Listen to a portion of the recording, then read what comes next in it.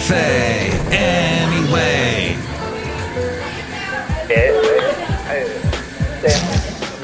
Mike's Daily Podcast. Hello and welcome to episode 2243. It's Mike Matthews, and the show is called Mike's Daily Podcast. You might be asking yourself, Mike, what are you doing? You're doing a show, and you waited 2 days to do it. It's not exactly daily. Why did you blew it? You should have done this podcast on the other days. What was the last time I did this? Was episode. Oh, it doesn't show the dates on my Mike's Daily Podcast on my website. I have to.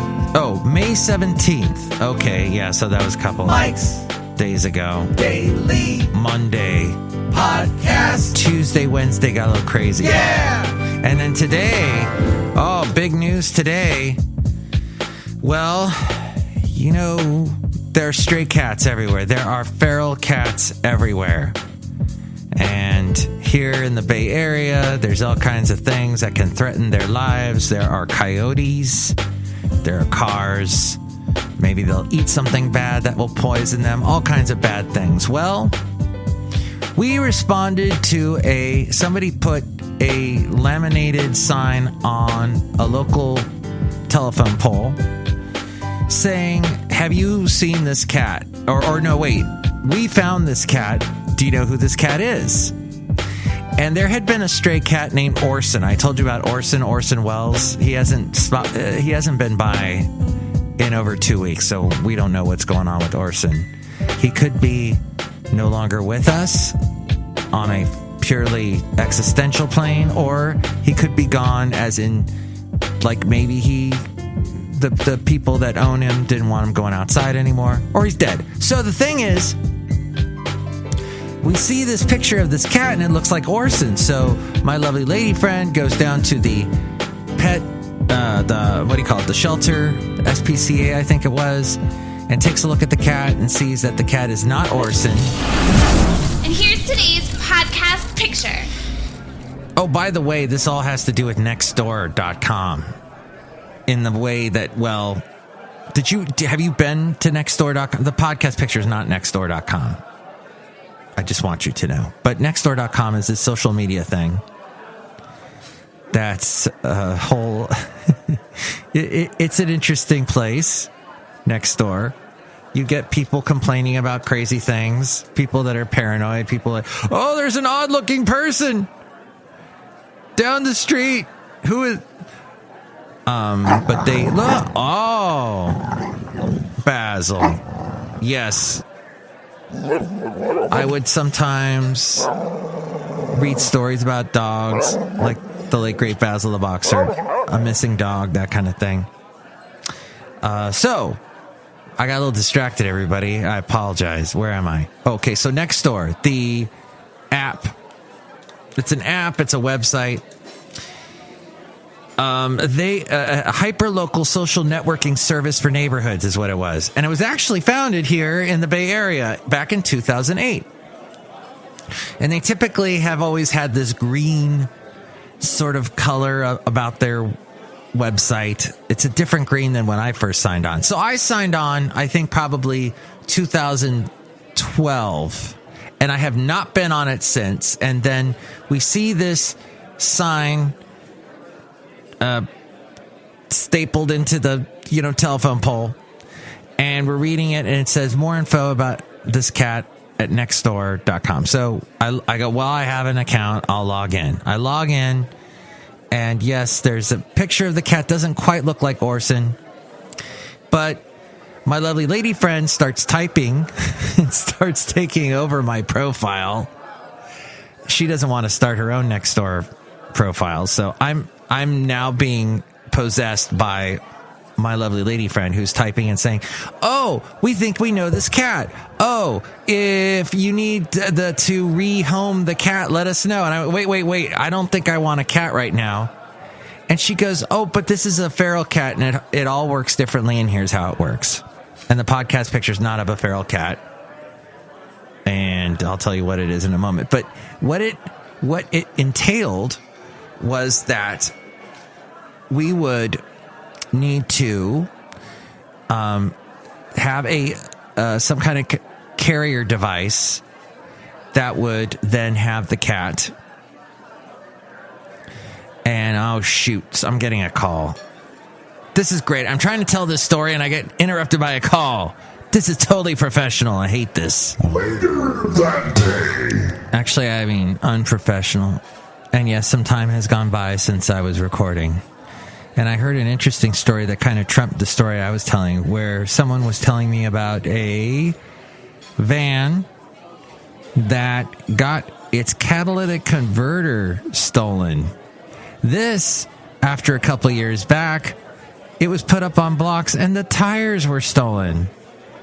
So, why would you take a catalytic converter? To replace it would cost something like $1,500, and they're like, this van is so old. By the way, anyone who drives a white van in the Bay Area is sure to be the worst driver you have ever seen. Will stop in the middle of the road. But Mike, they work for Amazon. They can drive any way they like. Well, so to sum up about the cat, yes, we are now basically sheltering a feral cat in coordination with the SPCA, basically, and saying, hey, this cat needs to be reacquainted with the environment. I don't know where it's going to go from here, honestly. But my lovely lady friend she's manning that project. Sorry, manning was the only word that popped into my head, maybe because I'm a man and I have preferential word choice that goes on in my head. So I went, what is that, like chauvinistic to say manning? I don't know. That she's at the helm. She's helming the project? Helmut Kohl. He was a prime minister of Germany. I remember that. As we go outside a cafe anyway, where we bring you Mike's Daily Podcast, somewhere in Podcastro Valley. And I will tell you now, the podcast picture is not from Podcastro Valley, but Podcastro Valley Tun, and a beautiful sunset that I saw recently there. I have read the instructions manual that came with a product that I purchased from Amazon. And it was obviously written by someone who does not use English as a first language. And oh my, since I last read this, my eyes have gotten even worse. That's not good. So basically what this does is it is a warmer for your coffee. And the warmer is connected to your computer through the USB port. So that's how it's getting its power. You don't actually plug it into the wall. It would probably work better if it did. Doesn't work all that well. I kind of use it. I'll drink a nice warm beverage in the morning. Maybe in the late afternoon, have some tea. In the morning, of course, it's coffee. Because tea in the morning, oh, gosh, that's boring. But it's nice in the afternoon. Maybe that's why the British people like it. Those British people, they like it late in the day, 4 o'clock or so. That's their 4:20, is enjoying some wonderful tea, maybe with some honey. Today is Bee Day. It's World Bee Day. Did you hear about that? So let me try and read these instructions that came with this Amazon product, which I can barely read. Here we go. So they can barely write in English. I can barely read it. This is going to be great. Get ready to turn on your recorders for this, to record this off the radio. Oh, wait a minute. It was recorded to begin with. It's a podcast, stupid. Sorry. Mike's Daily Podcast. Here we go. Drinking water is too cold or too hot in daily life. To keep our body health, we need to drink proper water temperature water. I'm serious. That's how they wrote it. Proper water temperature water. The suitable temperature for drinking is 52 degrees Celsius to 55 degrees Celsius. Orientation locker keeps warm and supplies suitable temperature.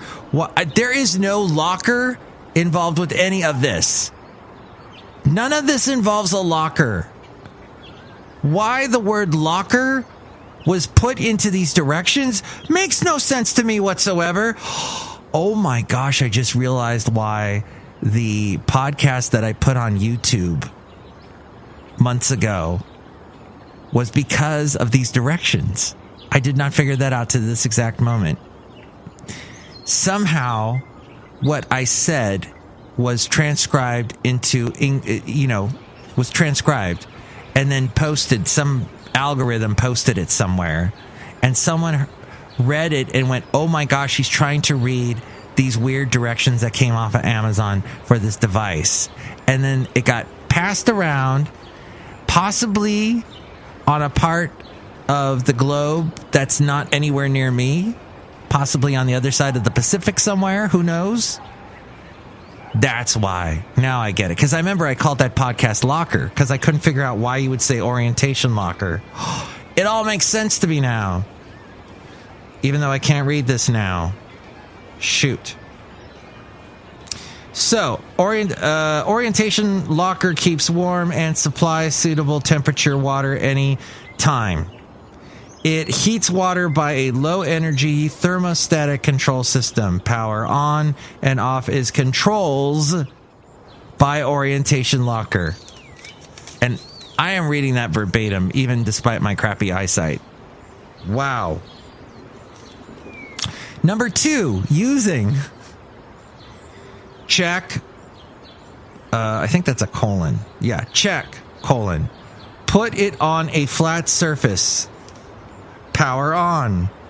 Press base by your hand to check power on and off. Power indicator shows power and working status. They like the word power there. Keep warm. Cup should be cleaned before heating and fill water. Put a cup in the circle position of panel.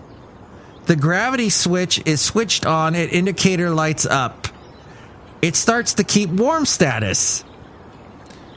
Turn off. Colon. Take the cup away. The gravity switch turns off the power. That's actually a nice little feature. The product stops heating. Letter D. Remarks. I don't know why. I don't know. I'll just read this and then I'm done. If the cup is filled with hot water, the water temperature will go down 52 degrees Celsius to 55 degrees Celsius slowly. If the cup is filled with cold water, it heats 52 degrees Celsius to 55 degrees Celsius. The water temperature is related to the indoor temperature and whether the lid is covered. Wow. Wow. That's Amazon. This product, this company. What is this company? I don't know. The company that... I can tell you the product name is Heating Cup Mat. But it's like when you're looking for something along these lines, this is one of the first people that pop up. So that's why this gets purchased a lot. And it's a wonderful price point. I will have to read that again at some point in the future. Maybe I'll get to some of the other bizarre instructions it gives you. But it is World Bee Day today. Honey is so good for you. 5 surprising things about bees. By the way, we just watched a Midsummer Murders episode that involved bees. And there was quite a large body count. Oh, the yoga instructor did it. Oops. Yeah, his last name was Moon. The worst actor I have ever seen. This guy overacts, and this is a brand new episode. I think it was made within the past 3 years. I mean, come on. The British are supposed to be known, back to the British, by how good they can act. We all wish we could act as good as even the people that are on soap operas act wonderfully. I wish I could speak like a British person, but I can't because I have stupid mic mouth. But this episode was full. Well, the villain was a horrible actor. I don't know who he was. He kind of reminded me, and I met Zach Levi years ago, of Zach Levi, the guy who played Shazam, probably what he's most well known for. He actually went to high school with my ex-wife. And years ago when I was dating she wasn't even married to me, so before she was my ex-wife. But yes, before all of that, but way, way back. And I'm dating her, and I went to a party at her friend's house, and I met Zach Levi, and he actually knew who I was. I had no idea who he was, but he knew who I was because he had heard my radio show, the Santa Fe Cafe. He goes, "Oh, you're that guy that does all those voices on the radio. That's so cool." And he was really nice and kind. And then he became a huge star. And I don't know if you've had this experience where you've known someone who has become very, very popular and a celebrity. But it's weird because you see them all the time and you're like, well, and then you almost forget that you knew them way back. And then you tell people, well, I knew him when, and they're kind of like, yeah, who cares? No one cares. Why did I just tell that story on the podcast? But no, so here's what leaves a bad taste in my mouth about Zach Levi. I don't know why the bad phrasing with that phrasing. It's this. This is why Zach Levi, this is weird. Years later, I see him walk by. He's gotten popular. He's all into motorcycles, and he's in Ventura. He grew up there, and I waved hi to him, and he kind of ignored me. That put me off. That made me not like Zach Levi as much anymore. But this actor in England, even though I'm sure Zach Levi is still a great guy, very, very down. I heard from my ex-wife he did meet him again. She did meet him again later, and he remembered her, and it was very nice and cordial, and it was like he had never changed. So you never know with celebrities. Back to the guy that's like Zach Levi, but he's in England and he's a terrible actor, and I really don't know. He just, wow, overacting school. And maybe I went to over-explaining school. At any rate, it is World Bee Day, and bees are crucial to growing many of our favorite and healthiest foods. There's probably a bee right outside here at Cafe anyway, somewhere in Podcaster Valley, the last place on Earth. What they do is they move pollen from plant to plant. Now, pollinating is crucial in this world. Absolutely crucial. Pollinating more than 100 fruits and vegetables, including strawberries, potatoes, and apples. Am I overemphasizing?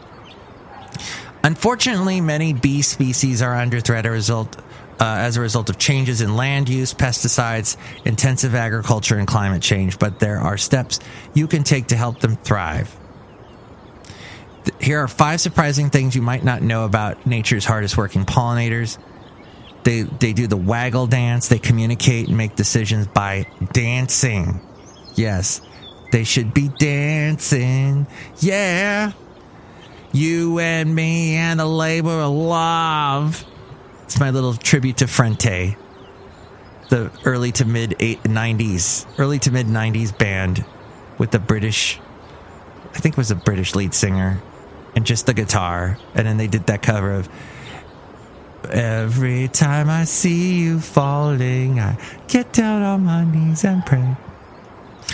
Bees can use tools. Yes, honeybees in Vietnam and other parts of Asia are threatened by a predatory species of giant hornets that attack bee colonies, killing the adults, defending the nest, and preying on the young bees. In particular, the voracious hornet species Vespasoror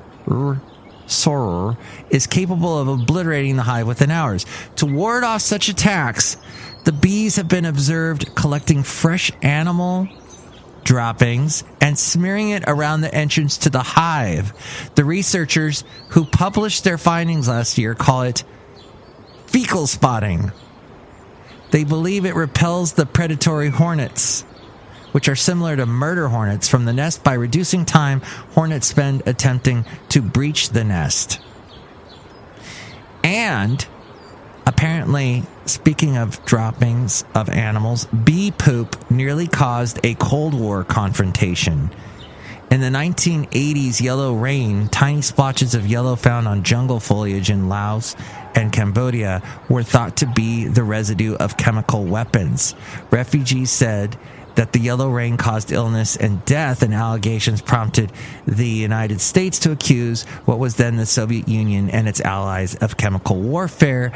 Bee experts later found that the yellow dots were excretions by massive swarms of wild honeybees. Bumblebees get hangry. Yes, plants produce dazzling flowers laden with nectar to attract pollinators, but what's an impatient, hungry bumblebee to do when those flowers haven't bloomed? When pollen is scarce, bumblebees damaged tomato and mustard plant leaves in a unique way that resulted in the plant flowering up to 30 days earlier than unnibbled plants, scientists in Switzerland and France found.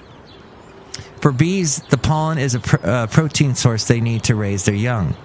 Humans have been exploiting honeybees for thousands of years. A cave painting in Spain, thought to be 8,000 years old, depicts a human gathering honey from a ladder. Traces of beeswax on pottery also suggest that early farmers kept bees 9,000 years ago. Honey has also been found in ancient Egyptian tombs. There you go, 5 things, or maybe more, about honey. Of course, it's good for you. I mean bees.